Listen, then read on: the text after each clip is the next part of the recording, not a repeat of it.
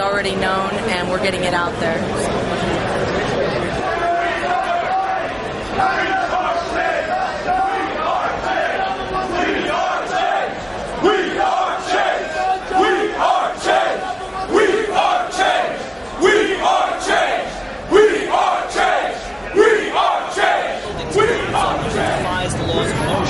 In other words, these were steel grids. How could 20 floors crush 90 floors in almost free fall without even slowing down, going right into the path of greatest resistance? And they came down in almost free fall.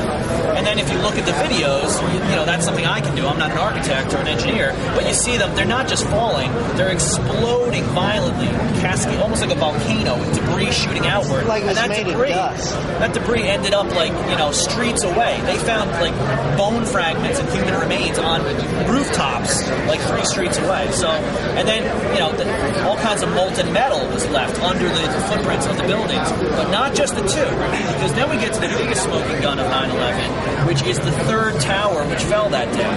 Now, it's a 47-story skyscraper. It would be the biggest building in about 30 different states. But here in New York, it's not the biggest, but still. At 5:20 that afternoon, this building suddenly just came down in a free fall, 6.5 seconds. You can watch the video. It's pretty remarkable. And so that leads to a lot of questions. How did this building come down? It was not hit by a plane. You know, it was the home of the FBI and CIA. Yeah, it was home to a lot of interesting things, and you know, ultimately you had the owner of this building and the guy who also bought released these towers, Larry Silverstein, who goes on TV and says, you know, there was a lot of loss of life, so there was a decision made to pull the building. So he's basically admitting in demolition terms that the building was destroyed with bombs, with controlled demolition.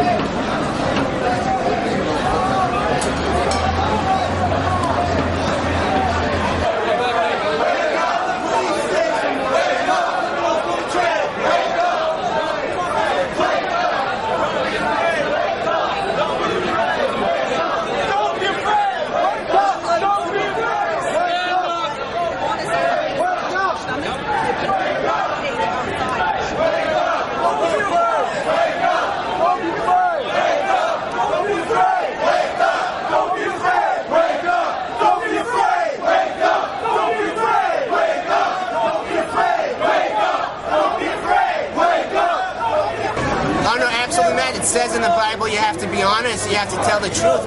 And Israel is not Jewish.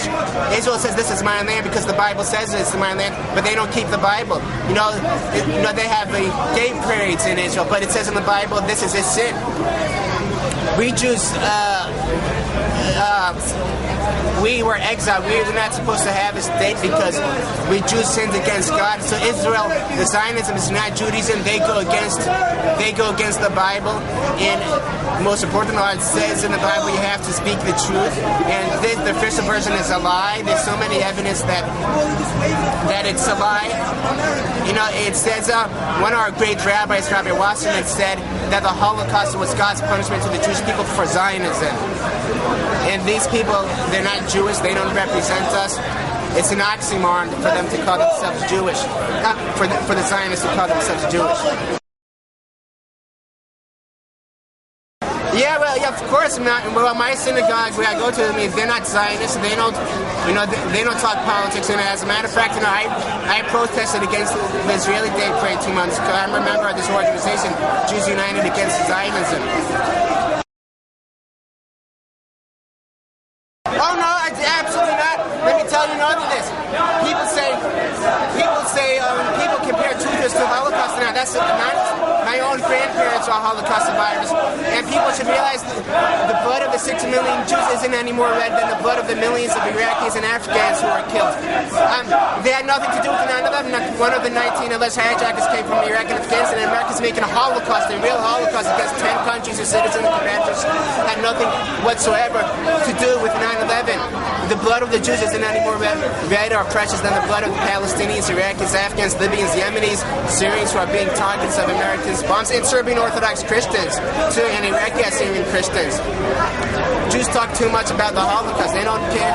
Unfortunately, the mainstream, the so-called Jewish groups like Anti-Defamation League, they don't care or talk about the Iraqis who are being killed. It's a Holocaust. It's a real Holocaust. It's lasted longer. Hitler's Holocaust lasted only 6 years.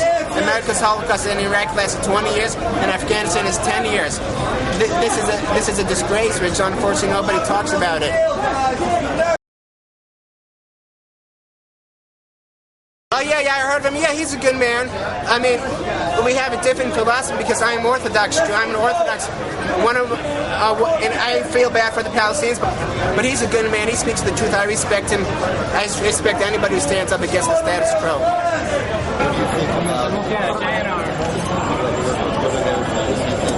They also want to answer questions, or they just want to kind of move on. Keep it positive, always have love in your hearts, and whenever somebody screams at you with negativity, you don't answer with negativity. That only continues a circle and makes the situation a lot worse, like we're seeing right now. I wish people would find it in themselves to find to stay respectful and be honest with the people and be real with the people and be open with the people and not have any anger here. And it's sad that this is happening here, and I don't condone it in any way, shape, or form. And it's things like this that make the movement look bad.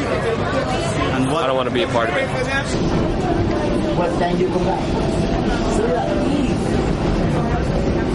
Tú vienes mañana.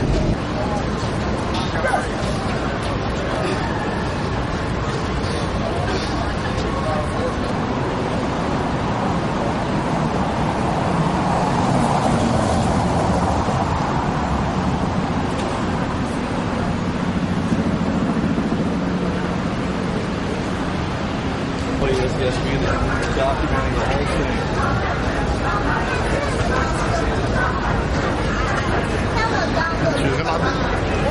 The 10th annual commemoration, the first in which we have the satisfaction of knowing that the guy who caused it is dead. Not dead or alive.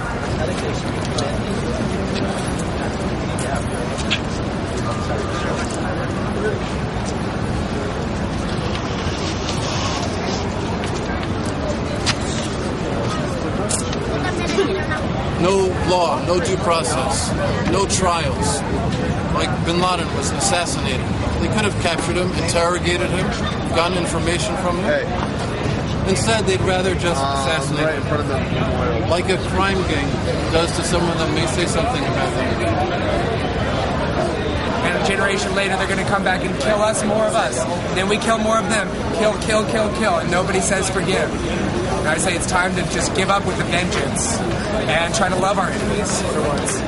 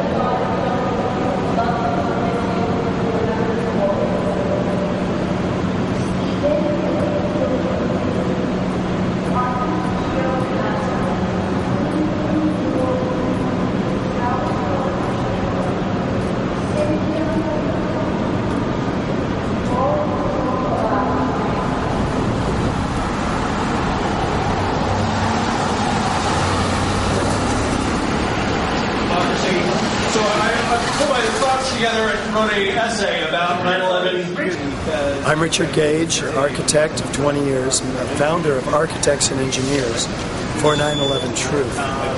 I'm here at the How the World Changed as a Result of 9/11 conference at 56 Walker Avenue, INN World Report.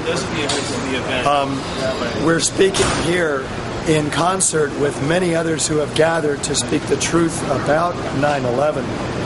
This is the 10th anniversary of 9/11, and most of us who are aware of the destruction of the three high-rise skyscrapers on 9/11 are extremely concerned that if we don't wake up the American people at this 10th anniversary, that it may be very difficult for us to do so later. I represent 1,500 architects and engineers calling for a new investigation of the destruction of these three skyscrapers. There are others here who are quite aware of many additional aspects of 9/11 that make no sense, that are based on lies, fraudulent reports, and with all kinds of hidden agendas. So we're very excited to be a part of this conference, as well as to bring together many of our 1,500 architects and engineers in the film that we are premiering tonight here in New York City at the All Souls Church on September 11th. This is a movie called 9/11 Explosive Evidence, Experts Speak Out. We have 43 of our top experts, high-rise architects, metallurgists, chemists, structural engineers, physicists, coming together to decimate the official story from NIST, the National Institute of Standards and Technology, and tell the truth about what really happened to those skyscrapers. And it's a dark truth, unfortunately, a very dark truth, and the implications are very disturbing. So in the film that we're premiering, we will be we've invited several psychologists to help us understand why it's so difficult to digest this message ourselves and to disseminate it to others. I'm very confident that we will prevail with a new investigation. We can feel it in the streets. When we're talking to people here in New York at Ground Zero, there are thousands of activists handing out literature. The receptivity is remarkably improved. It's only a matter of time till we reach critical mass and the people put the upward pressure on the media, on the government, and other officials. We have to do something about this. Now, who are our enemies? Who are the enemies of 9/11 Truth? Assange. What does Assange think about 9/11 Truth? It's annoying.